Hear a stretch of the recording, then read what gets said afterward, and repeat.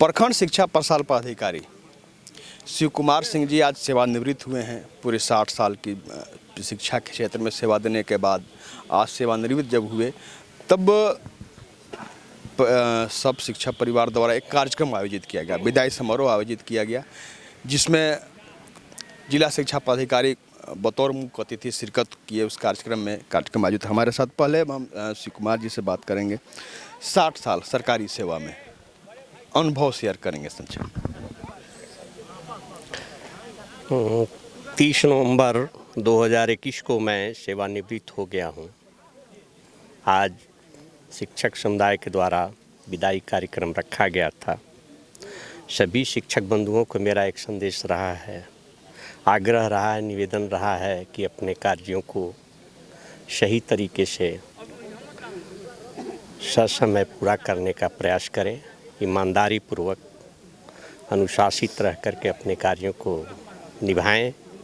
यही हम सभी शिक्षक समुदाय बंधुओं को आग्रह किए हैं और इन्हीं के साथ में अपने शब्द को समाप्त किया। अभी शब्द समाप्त नहीं होता है।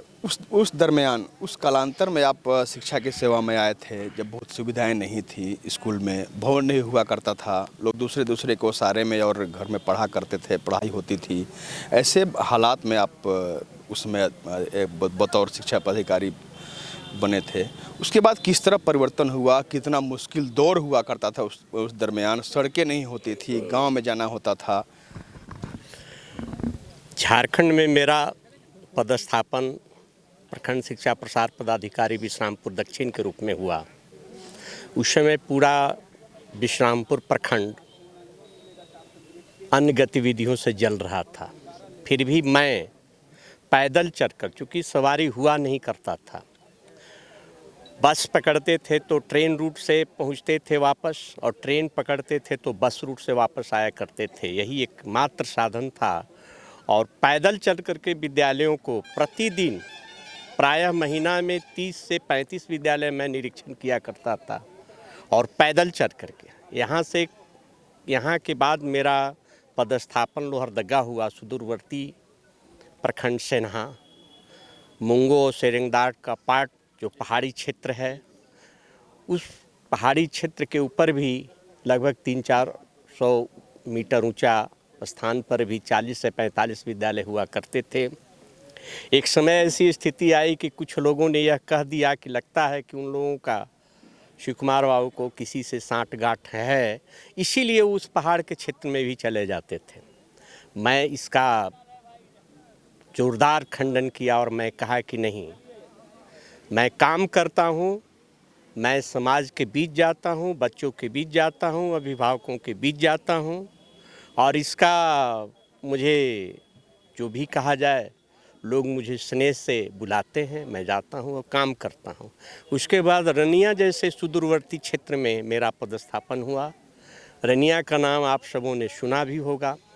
कितना विकराल रूप था। मैं अकेला शख्स था जो उस प्रखंड में रह कर के 4.5 साल तक सेवा किया शिक्षकों के बीच में। वहाँ भी शिक्षक बंधुओं ने हमें पूर्ण आदर के साथ रखा, मैं उनके बीच में काम किया।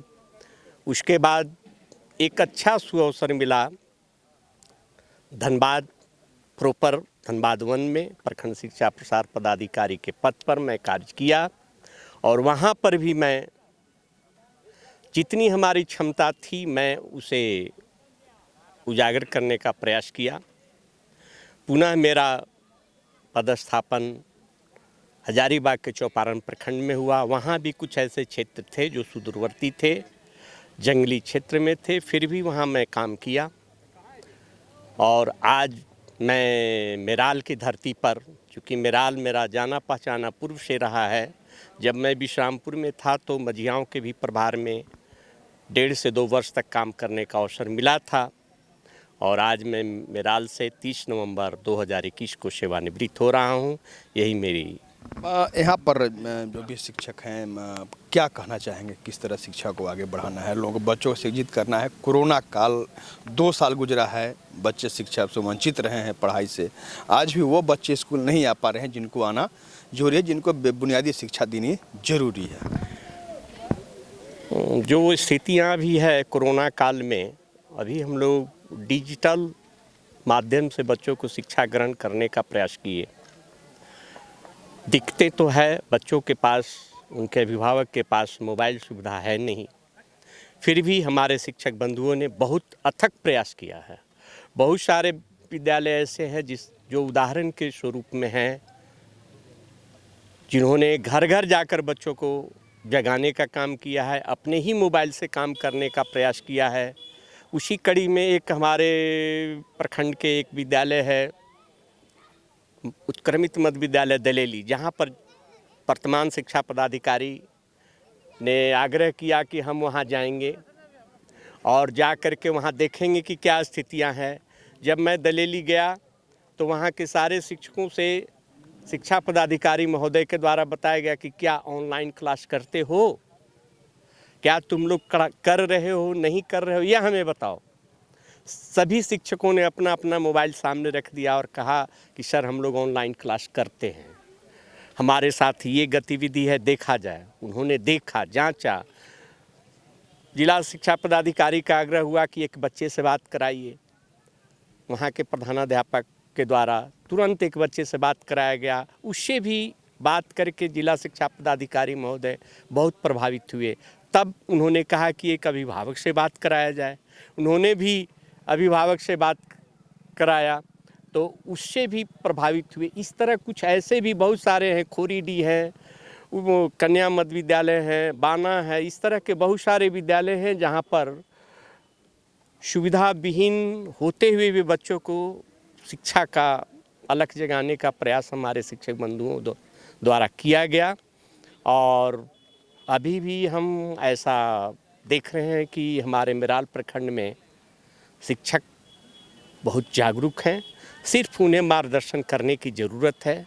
क्योंकि मेरी आदत रही थी कि जब मैं सोकर उठता था तो हमेशा फ़ोन पर कोई न कोई शिक्षक बंधु को ये रिपोर्ट चाहिए, इस तरह काम करना है, ये करना है, सभी संकुल साधन सेवी को यह काम करना है या आपके जिम्मे दी जा रही है, आप इसमें मदद करें, विभाग को मदद करें। यह आग्रह मैं बराबर करते रहा हूँ और आज बहुत हद तक मुझे लगता है कि मिराल प्रखंड ज़िले में एक स्थान रखता है। साथ ही साथ हमारा जो पदस्थापित प्रखंड डंडही है वह भी है। आज छात्रवृत्ति की ही बात ली जाए तो हम दोनों प्रखंड में 100% विद्यालयों का छात्रवृत्ति जिला कल्याण पदाधिकारी के जिम्मे सौंप दिया हूँ। आगे की जो जवाबदेही दी गई है कि बच्चों को सीडिंग कराने के लिए खाता के माध्यम से हमारे शिक्षक बंधु प्रयास कर रहे हैं, लेकिन बहुत बड़ी अड़चन यह है कि बैंक किसी हद तक सपोर्ट नहीं करता है।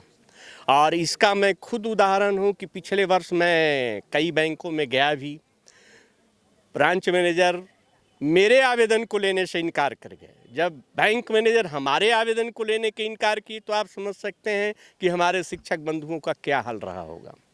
तो ये सब स्थितियां हैं और आज प्रयास हमारे सभी शिक्षक बंधु करते हैं। मिराल का एक स्थान है, जिले में एक स्थान है। धन्यवाद। हमारे साथ समाज सेवी से नगर परिषद प्रतिनिधि भी हैं। क्या संक्षेप में क्या आज हमारे बीच शिव कुमार सिंह जी का मैंने सेवा के बाद विदाई समारोह था, उसमें हम भी उपस्थित हुए। जो यहाँ की उपस्थिति देखे, जो इनके प्रति लोगों का, शिक्षकों का जो निश्चल व्यवहार देखे, उसे लगा कि बहुत काफ़ी लोकप्रिय थे, इनका बहुत अच्छा कार्यकाल रहा था। ये हम लोग के बीच के व्यक्ति हैं, बहुत अच्छा समाज के लिए भी समय देते हैं। हम लोग इनके उज्जवल भविष्य की कामना करते हैं और बधाई देते हैं कि बेदाग होकर अपना सेवा अवधि पूरा किया। हमारे साथ बतौर मुख्य अतिथि इस कार्यक्रम में शिरकत किए थे जिला शिक्षा पदाधिकारी। सर, सेवानिवृत्ति, सरकारी सेवा में आना जाना लगा रहता है, आज सेवानिवृत्त हो रहे हैं, आप बतौर मुख्य अतिथि इस कार्यक्रम में शिरकत किए, क्या अनुभव? नहीं, इन लोगों ने ज़बरदस्ती मुख्य अतिथि बना दिया, लेकिन चूँकि शिक्षक परिवार मतलब शिक्षकों के परिवार ने इस कार्यक्रम को आयोजित किया तो मैं तो होस्ट हो गया, मैं तो घर का मुखिया हूँ। ठीक है, लेकिन मैं शिव कुमार जी के बारे में इतना कहना चाहूँगा कि ये मृदुभाषी भी हैं, अल्पभाषी भी हैं और क्या बोलेंगे, सुभाषी भी है। कि मतलब अच्छा बोलते हैं, मीठा बोलते हैं और धीमा बोलते हैं और कम बोलते हैं। तो ये गुण सबको लेना चाहिए, यद्यपि जो कि आप में और हम में, मेरे में तो नहीं है। आप भी अतिभाषी हैं, मैं भी अतिभाषी हूँ।